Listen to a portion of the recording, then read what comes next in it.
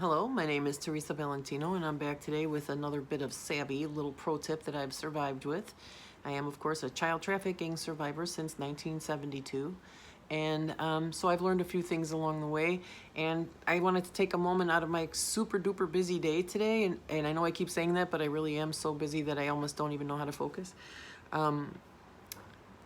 I wanted to take a moment out and share a little success that I had this morning. I'm starting to know what it feels like to be grounded. So I think I'm going to call this How It Feels to Be Grounded, because it's something that I've been working with since I went into therapy back in, I'm going to say, late 80s, early 1990s. And maybe early 1990s, 91, 92. And I've never really understood the concept. I mean, I've thought about it a lot. I've talked about it a lot.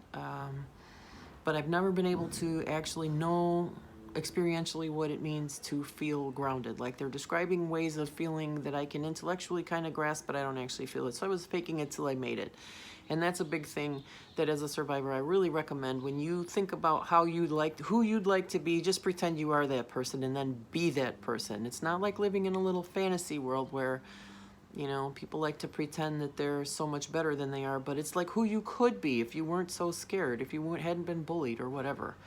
So, so the grounding thing really kind of fell into place for me. It's been falling into place for me over the last couple of days, and actually a couple of weeks, and I'm starting to notice things that, like, this is going to sound crazy, but people just can't imagine the way I was raised. So now that I'm an adult and being the adult that I am, I know I'm half Irish, okay? Can you tell? Like, this is with tons of sunscreen that I've been starting to use for the last couple of weeks. But the problem is, I've never used sunscreen in my entire life. If you are half Irish, or my mom is fully Irish, okay, so she's 100% on the hook for this. If you are spitting out little half Irish children, you should just immediately go and buy like a 10-gallon bucket of freaking sunscreen, stupid. You need it, and your children need it. Now, I never saw my mom with a sunburn. So it's possible that she had sunscreen and she just put it on herself and just didn't bother with us. But this is a perfect metaphor for the way I was raised and the changes that I've made that are finally now in place. So I finally have gotten to the point of grounding within myself, which has, ironically or paradoxically, I guess, been with the assistance of some of my dead people. As I realized I can't avoid seeing dead people anymore, so I stopped being freaked out about it. I stopped the subjective distress. And now I just interact with them the same way that I do with the living people, except I know that it's not real except for me. So hopefully that explains the ISDP situation. But now that I'm not freaked out about it, it's just like having other friends that, just like regular friendships, we help each other learn different things. So I have a dead friend named Wolfgang, who was an extremely anal retentive person, whose budget was down to the penny, who collected every debt to the penny, who never had a hair out of place, who never had a hair on his carpet, okay? And he has really helped me get myself together in terms of my housekeeping. I don't live in squalor. I was raised to. My dad had an actual hoarder home with multiple animals, with shit everywhere and weird, rotten food and whatever. But my mom always lived very clean and orderly. So, and I usually stayed with my mom. But like, for me, my mom didn't come home from, I would come home from school and I was latchkey until like 8 or 9 o'clock at night when my mom got home. After my mom got off work at 5 or 6, she would go out to a bar with her friends for a couple hours, and then she would come home like 8, 9, 10, whatever. So when my mom would come home, she would be drunk and not in the mood for my shit, basically. It would be a big letdown from where she just was. So if the house wasn't clean, it's going to be a situation. So basically, I kept my surroundings clean to avoid the wrath of the dragon, basically. But there was never any sense of me cleaning it up because it's more comfortable for me, right? Like, my mom did not have a gallon of sunscreen ready to take her little Irish kids out. So I would just expect, I mean, it was part of life that if I go out in the sun, I'm going to get burned. And then, like, I don't remember any instance of anybody pulling me aside and forcing me to sit still while they rubbed sunscreen on me, ever. And so I would always get burned. I would always be miserable. And then they didn't even put shit on me afterwards, I don't recall. Maybe they did, but I don't really recall that. You know what I mean? I just recall, well, this is how it's going to go. You're going to get burned, and then you're just going to have to wait a few days, and then it's going to peel off, and then hopefully it won't happen again. you know? And it's just so wrong. Other people just don't live that way. That's considered actual child abuse nowadays, as does the latchkey child thing. You cannot have a child you know, walk herself home through the city of Chicago, 1.5 miles by herself, you know what I mean? And then be alone all day until 10 o'clock. You just can't do that.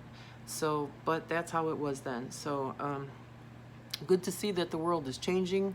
And I know it still hasn't changed that much. A lot of kids still do live this shitty way, I'm sure. But anyway, not to get too far afield. But so things have changed a lot for me. Like now, I do keep my belongings clean. Like I don't live in hoarder squalor like my dad did. I've never lived in hoarder squalor like my dad did. I never will. But it was very hard for me to climb myself up to a nice, tidy state of day-to-day living where I can have people walk in here and I'm not dying of shame. So, and that's how it is. I keep it nice. Even if I'm disabled and I can't really do the floors as much as I'd like, I keep it, you know, I keep it clean enough to not have bugs. So, and I, you know, whatever. It's nice. But it's not perfect. It's not pristine, you know what I mean? Because I'm very acclimated to ignoring inconveniences and discomforts. And that's where my friend Wolfgang really cannot deal with life. He could not deal with either inconvenience or discomfort. He would have just an actual fit. So that's something that he and I are kind of balancing each other out with. So he's helping me kind of up my standards, and I'm helping him kind of chill the hell out. So it has worked beautifully for me anyway. In that, like, he's shown me just little simple ways to change the way I think about things and approach them, and to clean things up in small, constant things instead of letting things wait until something actually annoys me and then to dealing with it, which is more energy. And then when I get depressed and messed up, sometimes I just have to leave things that I can't cope with. I have a lot of stuff that I felt like I always couldn't cope with. That's what it comes down to. So when things are too overwhelming for me, I just don't deal with them. I just push them to one side. So that's what's changing now. That's what grounding is, getting all those loose ends tied up. So aside from the sunscreen situation, where I went out and bought myself a lot of sunscreen stuff, and I've started using, I had to use it to go to the swimming pool in Los Angeles. There's just no way I can go out in the full sun at the beach in Los Angeles and swim for 5 minutes without sunscreen on. That's not a thing. So, because I made that happen, I very quickly noticed how nice it is to have sunscreen on and to not feel the sun at all. Like I can feel the warmth, but I don't feel the actual burning, okay? That's amazing, and it sounds so stupid, I'm sure, to people who were raised properly and who were treated like human beings all their lives. It sounds crazy. But that's what it's like to be disabled with PTSD in this way, that it's like every simple little thing is so much work for me, so much effort, that I just don't get to breeze through the way other people do. So another little thing happened this morning that felt super amazing. Wolfgang helped me figure out how to get my kitchen sink area squared away in a way that will work better for me, because it has, it's just kind of awkwardly set up. It's not very nice the way my kitchen is constructed, or it's not very easy to use, whatever. So he's helped me figure out a couple of different things where I can now do my laundry. I'm looking over my shoulder at the kitchen. He's got it set up, helped me set up where I can use the sink in a different way, and a little doohickey to do laundry in the sink. There's just like a plunger, basically, that just creates a ton of water motion without me having to do too much bouncing up and down. So now I can wash my clothes, my underwear and stuff in very small, you know, just to put half a sink full of clothing, fill it full of soapy water, and just squish, squish, squish, squish, squish till it's clean, right? That I can do. That's so much easier for me than having a giant bag of crap that I have to drag over to the laundromat and then deal with random people while I run those washers. Now I only have to do it for my, for like the sheets and blankets and stuff. So how awesome is that? I mean, on a scale from 1 to 10, it's got to be a 20. So Wolfgang is really helping me make my own life easier. It just frees up so much energy, because I also don't feel stress about being overwhelmed by a big pile of laundry that I can't approach, and I can't wear clean panties until I do that. So that's going to force me to go to the laundromat on that last day, whether I like it or not. And that's a little sense of misery and stress for me. So this sounds a little stupid, but bear with me. I'm coming to another major win. So I'm now at the point where when I have forgotten to put sunscreen on and I go to the grocery store, which is only a couple blocks away, I'm no longer really able to just be like, oh, my skin is just getting burned and I'm just going to deal with it, right? Like my poor nose.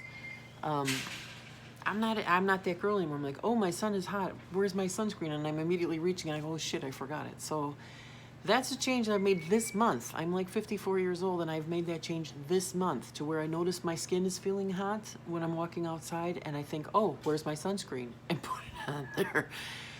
Okay, it's just a thing. If you were always, just me getting burned and being uncomfortable and nobody caring and nobody helping me, that was what I could expect. That was routine. That's par for the course, right?